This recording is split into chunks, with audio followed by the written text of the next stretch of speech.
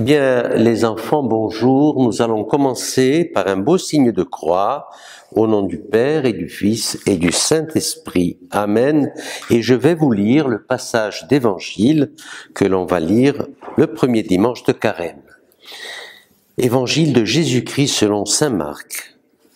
Jésus venait d'être baptisé. Aussitôt, l'Esprit le pousse au désert. Et dans le désert, il resta 40 jours tenté par Satan. Il vivait parmi les bêtes sauvages et les anges le servaient.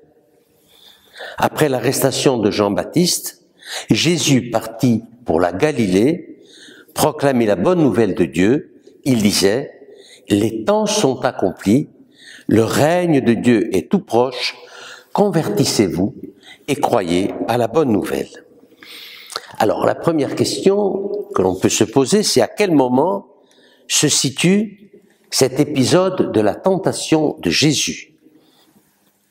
Et à partir de l'épisode du baptême, peut-on voir quel est l'enjeu de cette tentation de Jésus? Donc, l'Évangile nous dit que, après avoir été baptisé par Jean, l'Esprit pousse Jésus au désert. Et dans le désert, il reste 40 jours tenté par Satan. Donc l'épisode de la tentation vient tout de suite après le baptême de Jésus. Ça veut dire que, quelles que soient les décisions que nous prenons, quelle que soit notre volonté d'avancer, il y aura toujours des tentations qui viendront essayer de nous faire changer de route.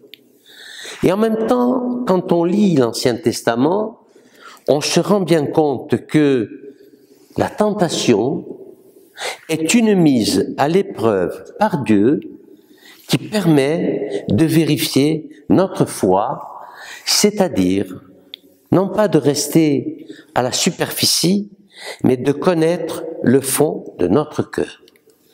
Et le tentateur va toujours profiter de notre solitude, comme de la solitude de Jésus, pour essayer de nous séduire, de nous détourner de la mission reçue à notre baptême. Au baptême, Jésus est investi d'une mission messianique et prophétique. Il nous dit, quand Saint Pierre, par exemple, l'interpelle, quand Jésus dit à Saint Pierre, « Mais tu vas, quoi ?» lui dit Saint Pierre, « Tu vas souffrir et tu vas mourir, mais jamais de la vie, on ne laissera pas faire ça. » Il lui répond, « Arrière, Satan, tu es un obstacle pour moi. » Dans cette scène de la tentation de Jésus au désert, c'est toute l'action de Jésus qui est résumée, mais nous savons que Jésus, finalement, dans cette affaire, est le plus fort.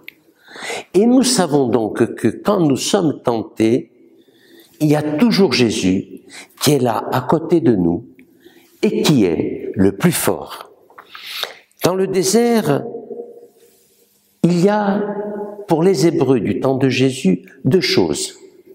Il y a le dénuement, c'est-à-dire par ce dénuement, la proximité avec Dieu, et également, il y a l'annonce du paradis terrestre. Vous aviez bien entendu ce qu'on dit dans l'Évangile, il vivait parmi les bêtes sauvages, c'est-à-dire que les bêtes sauvages sont venues autour de lui et que la paix existait entre les animaux. C'est cette paix que Jésus nous propose. Deuxièmement, l'Évangile nous dit que les anges le servaient. Effectivement, quand Jésus a terminé ses 40 jours de jeûne et de prière et de tentation au désert, les anges viennent et le servent, on pense qu'ils lui ont apporté à manger. Alors voyez-vous, pour terminer ce commentaire de l'Évangile, je voudrais vous raconter une histoire. Il nous semble parfois, les petits comme les grands, que Dieu nous abandonne.